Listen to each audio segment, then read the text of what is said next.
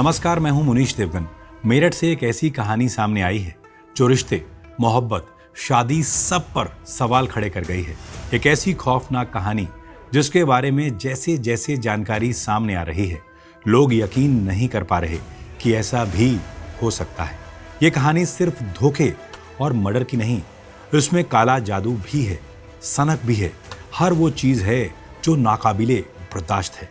मेरठ के सौरभ की कहानी, उसकी कातिल पत्नी मुस्कान की कहानी और उसके सन की आशिक साहिल की कहानी।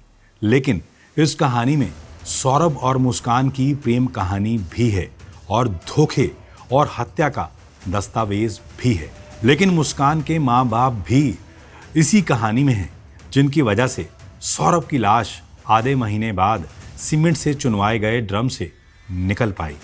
सौरभ को इंसाफ उसके उन सास ससुर की वजह से मिल रहा है जिनकी मर्जी के खिलाफ उसने लव मैरिज की थी। आज क से कहानी के इस एपिसोड में देखिए मेरठ के सनसनीखेज सौरभ मर्डर मिस्ट्री की कहानी जो आपको हैरान कर देगी। इस कहानी के 3 किरदार हैं: सौरभ, उसकी पत्नी मुस्कान और मुस्कान का सनकी प्रेमी साहिल। साल था 2016 जब पहली बार मुस्कान से सौरभ की मुलाकात हुई थी। मुलाकात दोस्ती में बदली और दोस्ती प्यार में। सौरभ ने मुस्कान को बताया था कि वो मर्चेंट नेवी में काम करता है और लंदन में पोस्टेड है। मुस्कान के घर वाले तो शादी को तैयार थे, लेकिन सौरभ के नहीं। लेकिन इश्क कहाँ घर वालों की सुनता है। सौरभ ने अपने घर वालों की मर्जी के खिलाफ जाकर मुस्कान से शादी कर ली थी। मेरठ में ही किराए के मकान में मुस्कान के साथ वो रहने लगा था। 6 महीने बाद सौरभ नौकरी पर लंदन चला गया। लेकिन शादी के बाद पता चला कि सौरभ तो दरअसल मर्चेंट नेवी में नहीं, बल्कि वो तो लंदन में किसी बेकरी में काम करता है। उसके पास बहुत पैसे भी नहीं थे। मुस्कान और सौरभ की तब तक एक बेटी हो चुकी थी। सौरभ लंदन में रहता था तो मुस्कान मेरठ में किराए के मकान में अपनी बेटी के साथ अकेली रहती थी। इसी दौरान मोहल्ले के साहिल से उसकी मुलाकात होती है। जल्दी ही ये मुलाकात दोनों को करीब ले आती है। साहिल लगातार मुस्कान के घर आता जाता रहता है। दोनों साथ में शराब पीते हैं। मकान मालिक दोनों के रिश्तों को भाप जाता है। 2 साल बाद 2021 में जब सौरभ लंदन से वापस मेरठ आया तो मकान मालिक ने उसे मुस्कान और साहिल के बारे में सब कुछ बता दिया। इसी बात पर सौरभ और मुस्कान के बीच झगड़ा हो जाता है। सौरभ मुस्कान और उसके प्रेमी की चैट्स भी पढ़ लेता है। बात तलाक तक पहुंच जाती है। सौरभ ने मुस्कान को कहा कि मुझे तलाक चाहिए, लेकिन मुस्कान इनकार कर देती है। दोनों के बीच अक्सर झगड़े होते हैं, लेकिन इस दौरान भी मुस्कान लगातार साहिल से बातचीत करती रहती है। इन्हीं झगड़ों के बीच 2023 में सौरभ एक बार फिर लंदन चला जाता है। इस कहानी का तीसरा किरदार यानी साहिल शुक्ला अंधविश्वास और तंत्र मंत्र पर काफी यकीन करता था। उसने अपनी मरी हुई मां के नाम से एक स्नैपचैट अकाउंट भी बना रखा था। उसे लगता था कि उसकी मां उससे बात करती है। मुस्कान को भी ये बात पता थी। उसने अपने भाई के फोन से एक स्नैपचैट अकाउंट बनाया साहिल की मां के नाम से। वो साहिल से उसकी मां बनकर लगातार बात करती और कहती कि मुस्कान बहुत अच्छी लड़की है, उसे छोड़ना मत। नशे और अंधविश्वास में धुत रहने वाले साहिल को लगा कि उसकी मां वाकई उससे बात कर रही है। इसलिए भी मरी हुई मां का आदेश मानते हुए वो हर हाल में मुस्कान से शादी करना चाहता था। लेकिन इसके लिए मुस्कान के पति सौरभ को रास्ते से हटाने की जरूरत थी। ऐसा नहीं है कि सिर्फ साहिल ऐसा चाहता था, मुस्कान भी यही चाहती थी। अंधविश्वास के कारण साहिल ने मुस्कान से कहा कि उसके पति की हत्या वो खुद करेगी। पहला वार उसे ही सौरभ के सीने पर करना होगा। मुस्कान मान जाती है। सौरभ 2 साल बाद लंदन से लौटने वाला था, मुस्कान और बेटी पीहू का बर्थडे मनाने के लिए। लेकिन मेरठ में साहिल और मुस्कान उसकी मौत की योजना बना चुके थे।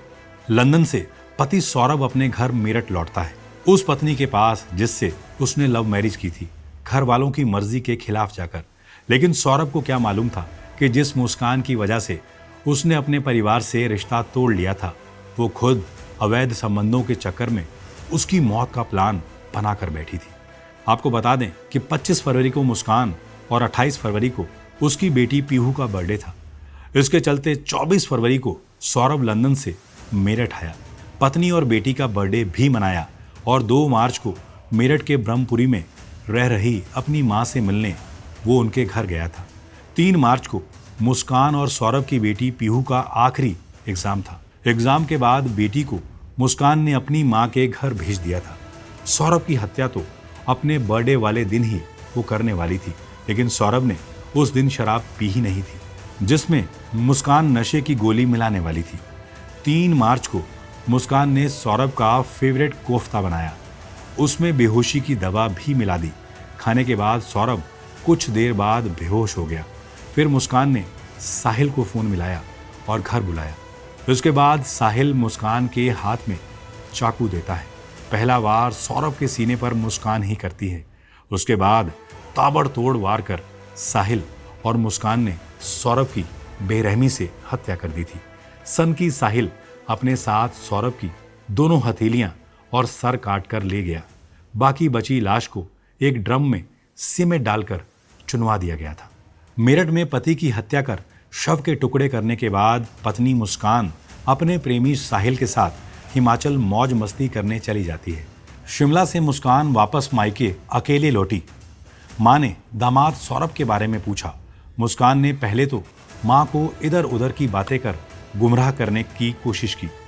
बार बार पूछने पर मुस्कान ने बताया कि सौरभ को मार दिया गया है। ये बात सुनकर उसकी मां और अन्य परिजन हैरान रह जाते हैं। मंगलवार दोपहर बेटी को लेकर मां ब्रह्मपुरी थाने पहुंचती है। पुलिस को पति के कत्ल की कहानी सुनाती है। मुस्कान के माँ बाप अपनी ही हत्यारी बेटी के लिए सजाए मौत की मांग कर रहे हैं। पुलिस की गिरफ्त में सौरभ के हत्यारे चढ़ चुके हैं। मुस्कान और उसका प्रेमी साहिल सलाखों के पीछे हैं। सौरभ कुमार को तकलीफ दे मौत के 15 दिनों के बाद जाकर चिता नसीब हो पाई, लेकिन इस कहानी ने रिश्तों, शादी और मोहब्बत पर सवाल खड़े कर दिए हैं। समाज के तौर पर हम कितने खोखले होते जा रहे हैं। ये कहानी बेहद खौफनाक है, लेकिन सबसे अफसोस की बात यह है कि यह हमारे समाज के बीच घटी एक कहानी है। इस कहानी को सुनकर आपके रोंगटे खड़े हो गए होंगे। आप इसके बारे में क्या सोचते हैं? आप हमें कमेंट कर सकते हैं, क्योंकि इसकी पिछली कहानियों को लाखों लोगों ने प्यार दिया है। उम्मीद करता हूँ इस कहानी पर आप कमेंट करना नहीं भूलेंगे। बहुत बहुत शुक्रिया।